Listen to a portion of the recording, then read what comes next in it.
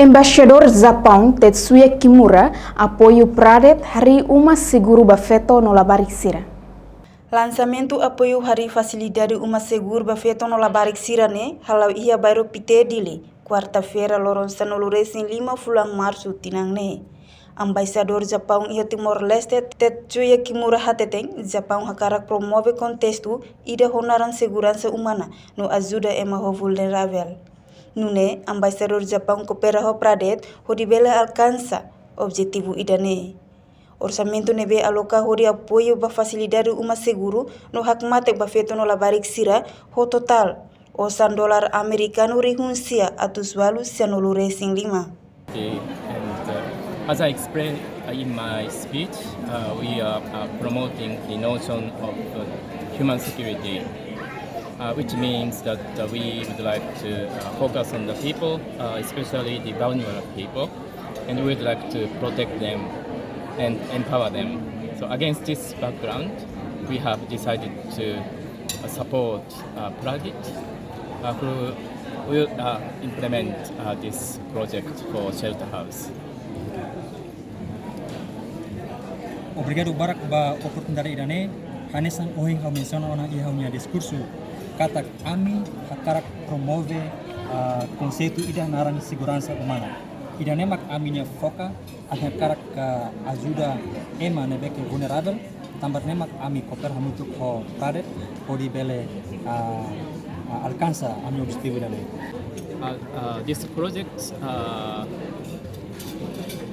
is amounted to $90,894, and we are focusing on the rights of women and the children, and it is important to protect them in various very difficult situations.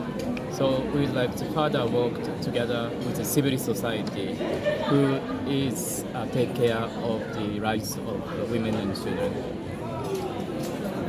Orçamento total nebeke ami suporta apoio ba uma hakmatek nemak montante rihung ke sianulu atus walu sianulu Racing $5 americano. Idane ami kar suporta ba emasar nebeke serviço ba direito feito no Labarixira. Pode bele protege situação difícil idane. Deliu ami kar cooperar com sociedade civil pode ser bele jere projeto ne pode bele ajuda itania orang feito no Labarixira. Ia fating hanesan diretor Pradet Manuel dos Santos hateteng. Uma nebe mak Japão apoio ba feto no Labarixira ne ho medida metro sanolo Racing hat no nia naruk metro sanolo Racing nen ho completo quarto nen. Entretanto, orçamento nebe husi proteção moruniang mai husi parceiro sira no orçamento ba moru proteção ne ho total $1 osang americano rihun tolu Racing Lima. Husi orçamento sirane no recurso nebe mak ia halo atendimento ba maluk sirane nebe mak sofre violência doméstica, violência sexual no Labarik abandonado sira.